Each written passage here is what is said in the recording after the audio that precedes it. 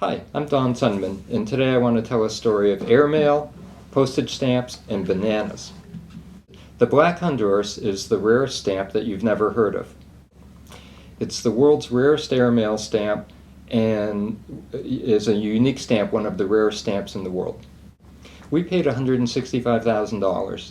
There's one known. At one point there were four known, and in the 1950s and 60s it was the second most valuable stamp in the world, second only to the British Guiana.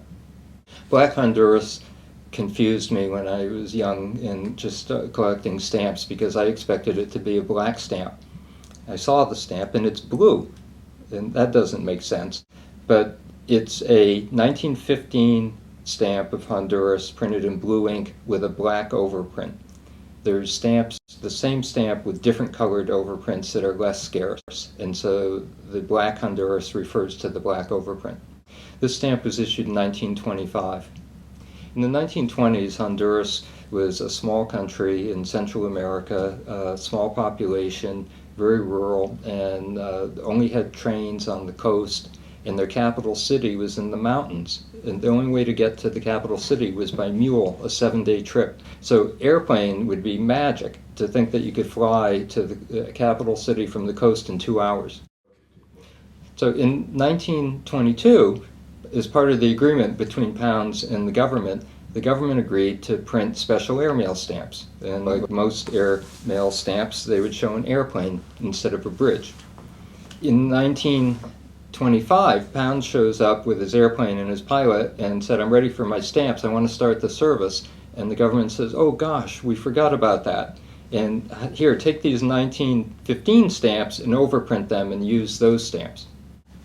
So the government gave Pounds these 1915 stamps that show a bridge and that were leftovers. And Pounds found a printer that had a little hand-operated press, and they took these sheets of 100 and they broke them into little panes of 12 stamps. And they would overprint the 12 stamps with airmail in Spanish and 25 centavos, because there was a premium price for the airmail service. Sadly, Pounds' business went out of business after about 8 months. That it was really challenging back in 1925 to fly from the coast up into the mountains, and the service was erratic. I don't think there was an awful lot of business. This was a poor country, and so he shut down that same year. Well, one of the interesting things about Pounds' airmail service not working that well is there aren't that many stamps and not that many survivors because there wasn't much need. In the 1930s, John Luff, who was an amazing philatelist, he was president of the American Philatelic Society at one time. He started the New York Collectors Club and editor of the Scott Catalog. Well, somebody from Honduras mailed him a small group of stamps, and he was looking at it and said, "This one's different." So Luft identified this stamp and realized it was a stamp, and eventually identified the four that are known to exist. So in the 1930s, this was the Scott Catalog of its day, really tiny. And in the late 40s, this stamp had a catalog value of $10,000, and a single stamp of the Jenny Invert catalog $3,500. So it gives you another example of the relative value of this rare Black Honduras compared to our famous Jenny Invert. Yeah, the Black Honduras stamp was a golden stamp in the 50s and 60s. It was featured in the Big Life magazine cover, or magazine when Life was allowed to print stamps in color for the first time, and it was, I believe, front page coverage in the New York Times when it sold for the second highest price of any stamp ever. This stamp was last exhibited in 1936 at the Typex Stamp Show, and so that's over 3 generations ago. Yeah, it's a puzzle how this stamp that was so famous in the 1950s now it kind of fell into obscurity.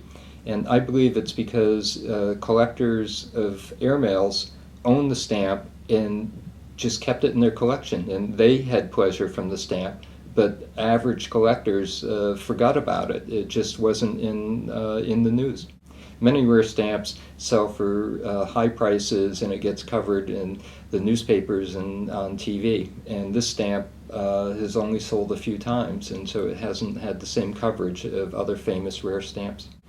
I bought this stamp because I think it's really a cool story. It's unique. It's the rarest airmail stamp of all time. It once was second in value only to the British Guiana, which people think could sell for $3 to $5 million if that comes up for sale. It just has a lot of romance, and I want to show it to stamp collectors. So I hope you'll come see this stamp either in New York in 2016 or in Monaco in 2013.